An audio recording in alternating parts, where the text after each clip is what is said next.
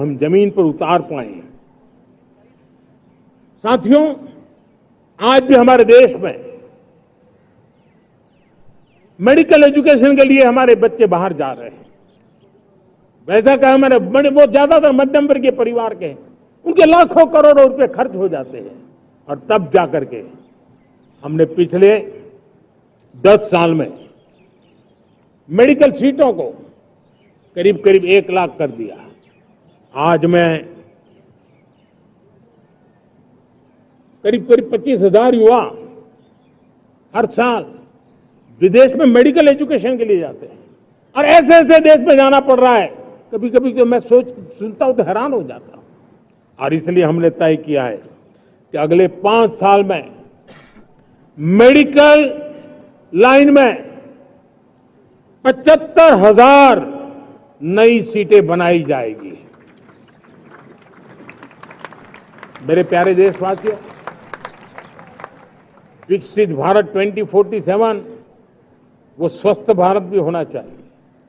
और जब स्वस्थ भारत हो तो आज जो बच्चे हैं उनके पोषण पर आज से ही ध्यान देने की जरूरत है। और इसलिए हमने विकसित भारत की जो पहली पीढ़ी है उनकी तरफ विशेष ध्यान दे करके हमने पोषण का एक अभियान चला है। हमने राष्ट्रीय पोषण मिशन शुरू किया है। पोषण को हमने प्राथमिकता दी है। मेरे प्यारे देशवासियों, हमारी कृषि व्यवस्था को ट्रांसफॉर्म करना बहुत जरूरी है। समय की मांग है। हम सदियों से जिस परंपरा में दबे हुए हैं, जकड़े हुए हैं, उससे मुक्ति पानी होगी और हमारे किसानों को उसके लिए हम मदद भी दे रहे हैं। हम उसको ट्रांसफॉर्म करने की दिशा में लगातार काम करते आए हैं। आज आसान ऋण दे रहे हैं किसानों को, टेक्नोलॉजी की मदद दे रहे हैं। किसान जो पैदावार करता है उसको वैल्यू एडिशन के लिए हम काम कर रहे हैं। उसके लिए मार्केटिंग के लिए पूरा प्रबंध करते हैं ताकि उसको एंड टू एंड हर जगह पे हैंड होल्डिंग की व्यवस्था हो। उस दिशा में हम काम कर रहे हैं। आज जब धरती माता के प्रति सारा विश्व चिंतित है, जिस प्रकार से उर्वरक के कारण हमारी धरती माता की शहद दिनों दिन बिगड़ता जा रही है, हमारी धरती माता की उत्पादकता क्षमता खत्म होती चली जा रही है, कम होती चली जा रही है। और उस समय मैं मेरे देश के लाखों किसानों का आभार व्यक्त करना चाहता हूं जिन्होंने प्राकृतिक खेती का रास्ता चुना है और हमारी धरती माता की सेवा करने का भी उन्होंने बीड़ा उठाया है। और इस बार बजट में भी हमने प्राकृतिक खेती को बल देने के लिए बहुत बड़ी योजनाओं के साथ बहुत बड़ा बजट में प्रावधान किया है। मेरे प्यारे देशवासियों, आज दुनिया की स्थिति में देखता हूं, पूरा विश्व होलिस्टिक हेल्थ केयर की तरफ मुड़ रहा है और तब उनको ऑर्गेनिक फूड ये उनकी प्रथम पसंद बनी है। आज विश्व के लिए ऑर्गेनिक फूड का अगर कोई फूड बास्केट बन सकता है तो मेरे देश का किसान बना सकता है, मेरा देश बन सकता है। और इसलिए हम आने वाले दिनों में उस सपने को लेकर के आगे चलना चाहते हैं ताकि ऑर्गेनिक फूड की जो विश्व की मांग है, उस ऑर्गेनिक फूड का बास्केट हमारा देश कैसे बने, किसानों का जीवन आसान बने, गांव में टॉप क्लास इंटरनेट कनेक्टिविटी मिले, किसानों को स्वास्थ्य सुविधाएं मिले, किसान के बच्चों को पढ़ने के लिए स्मार्ट स्कूल अवेलेबल हो, किसान के बच्चों को रोजगार उपलब्ध हो। छोटी छोटे खेती के टुकड़ों पर पूरा परिवार आज जीना बड़ा मुश्किल हो रहा है, तब उनके नौजवानों के लिए वो स्किल मिले ताकि उनके नए रोजगार मिले, नए आय के साधन बने। इसका एक कॉम्प्रिहेंसिव प्रयास हम कर रहे हैं। बीते वर्षों में वुमेन लेड डेवलपमेंट मॉडल पर हमने काम किया है।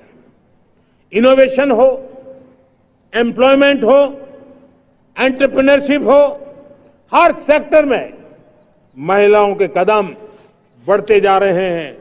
महिलाएं सिर्फ भागीदारी बढ़ा रही है ऐसा नहीं, महिलाएं नेतृत्व दे रही है।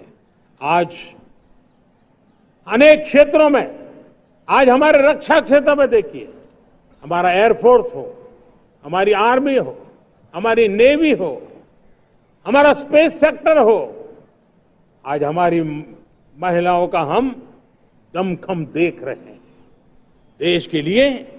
लेकिन दूसरी तरफ कुछ चिंता की बातें भी आती हैं और मैं आज लाल किले से फिर बार एक अपनी पीड़ा व्यक्त करना चाहता हूं। एक समाज के नाते हमें गंभीरता से सोचना होगा कि हमारी माताओं, बहनों, बेटियों के प्रति जो अत्याचार हो रहे हैं, उसके प्रति देश का आक्रोश है, जन सामान्य का आक्रोश है। इस आक्रोश को मैं महसूस कर रहा हूं। इसको देश को, समाज को, हमारी राज्य सरकारों को गंभीरता से लेना होगा। महिलाओं के विरुद्ध अपराधों की जल्द से जल्द जांच हो, राक्षसी कृत्य करने वालों को जल्द से जल्द कड़ी सजा हो। वो समाज में विश्वास पैदा करने के लिए जरूरी है। मैं ये भी बताना चाहूंगा कि जब बलात्कार की या महिलाओं पर अत्याचार की घटनाएं घटती हैं तो उसकी बहुत चर्चा होती है, बहुत प्रचार होता है, मीडिया में छाया रहता है। लेकिन जब ऐसे राक्षसी मनोवृत्ति व्यक्ति को सजा होती है तो वो खबरों में कहीं नजर नहीं आती है, कोने में कहीं पड़ा रहता है। अब समय की मांग है कि जिनको सजा होती है उसकी व्यापक चर्चा हो, ताकि ऐसा पाप करने वालों को भी डर पैदा हो कि ये पाप करने की हालत ये होती है कि फांसी पर लटकना पड़ता है। और मुझे लगता है कि ये डर पैदा करना बहुत जरूरी है।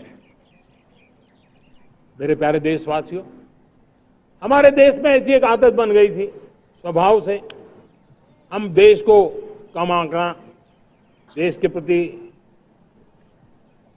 गौरव के भाव का अभाव होना, ये पता नहीं क्यों हमारे जहन में घुस गया था। और हम तो कभी कभी तो लेट आए तो कहते थे इंडियन टाइम, शर्म के साथ हम बोल देते थे।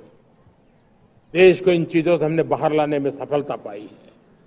किसी जमाने में कहा जाता था अरे खिलौने भी बाहर से आते थे, वो दिन देखे हमने। आज मैं गर्व से कह सकता हूं कि मेरे देश के खिलौने दुनिया के बाजार में अपनी धमक लेकर के पहुंच रहे हैं। खिलौने हमारे एक्सपोर्ट होने शुरू हुए। तो एक जमाना था हम मोबाइल फोन इंपोर्ट करते थे, आज मोबाइल फोन का मैन्युफैक्चरिंग का इकोसिस्टम बना है, एक बहुत बड़ा हब बना है। और आज हम मोबाइल फोन दुनिया में एक्सपोर्ट करने लगे हैं। ये भारत की ताकत है। साथियों, भविष्य के साथ सेमीकंडक्टर जुड़ा हुआ है, आधुनिक टेक्नोलॉजी जुड़ी है, एआई जुड़ा हुआ है। हमने सेमीकंडक्टर मिशन पर काम शुरू किया है। हर उपकरण में मेड इन इंडिया चिप क्यों न हो, क्यों ये सपना मेरे देश का नौजवान देखे। टैलेंट यहाँ है, सारे इस प्रकार के रिसर्च काम हिंदुस्तान में होते हैं, तो अब प्रोडक्शन भी हिंदुस्तान में होगा, सेमीकंडक्टर का काम भी हिंदुस्तान में होगा और हम एंड टू एंड सॉल्यूशन